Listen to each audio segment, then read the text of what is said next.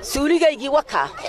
12 bilood buu dinsan yahay meelan ka qodo waan waayay biyo haddaad meel muddo way ka hor imanayaan yaa marka waxa weeji biyo way nigan arkay kaneecana dishay way niga soo artay erkiisoo kaneecana dishay yaa qurmuun bana dilay oo waan goor walba qurmuunkoogii baan qaaday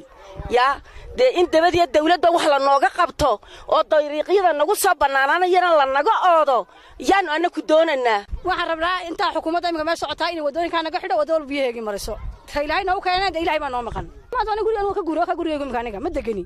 marka naftu kaneecan ugu degi waayay daad baan degi waayay roobkii magaalada qaadaya waan iska guriga aan galaa dib waxay ku hayaan kaneecan ku jaqsay ku shoon bay ku hayaan wax kasta ku hayaan gudaafada magaalada ma joogtaa halkan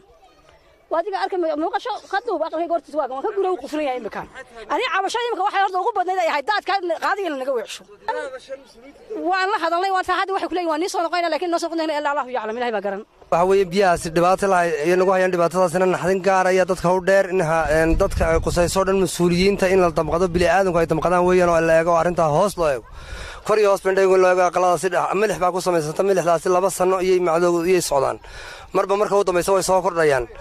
sidaana waxaan ka leenahay macnaha waxaan arkayno suuliyaashu way dumaan suuli kasta mar gudba ki saddexaad buu marayaa suuliyaasha aqalada biyuhu korba u raacaan seeskay soo raacaan hore ee loo aqalka laga ulkumay ayay soo raacaan marka milix dhigaday reebaan umada iyo hay'adaha wada socdaba inay dhamaantood macluumaadkaasi indhaha saaraan oo inay ka laaban yaan ka codsanaynaa dadweynaha baa qadarayaan maalin kasta aanu taagannahay qaylaan wadna ilaahay baan tarkalna ka sugaynaa waxay nagu soo weecinaysaa inay biyo ka imanay iskuulka meel in indhaha laga qarsamo bismillahir rahmaanir rahiim aad iyo aad baad mahadsan tahay horta bilibili bulshada iyo dawladda oo iska horkeenin waxa ku socdaan imika hawlgalka loogu jiray waa iyaga cidda waxa weeye wax in laga qabtaana waa iyaga in biyaha laga toosiyo la rabaana waa iyaga waxaan leenahay wadooyinka iyo biyaha iyo dhibta kale haysataba waxaanu jecelahay anagu horta in ummadda looga gurmado maadaama aan nahay xildhibaanadii waxa weeye degmada Boorama runtii dhowr jeerna waanu ka hadalnay waanan imanay bal waxa weeye heer gobol iyo heer degmana waad arkaysaan oo waanu iskugu imanay xaaladda indhaynteedii biyo ka weecinteedaba cagaftiina wata ku jirta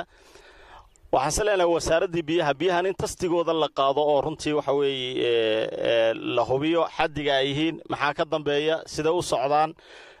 maxaa keenay cimilada isbedelka keenay guriyaha dadka waxa weeye marka imika liitarka ay joogaan imika waxa weeye dhegadka iyo biyaha marka la dhadhamiyana milix bay leeyihiin saastarteed waxaanu codsanaynaa anagu oo waxa weeye aan leenahay mar walba waxa loo qabto dadkan si degdegan runtii ha looga hawlgalo habeen walba biyuhu way soo tarayaan cid kasta oo maqlaysa iyo qaranka Soomaaliland runtii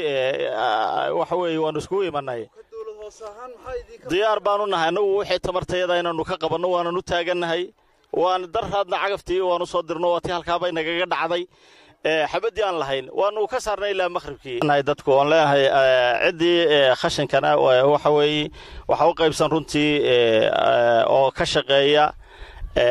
hawshoodii qabsadaan oo nadaafadda iyagu wixii ka khuseeya ay ka shaqeeyaan iyagana baaq baan u diraynaa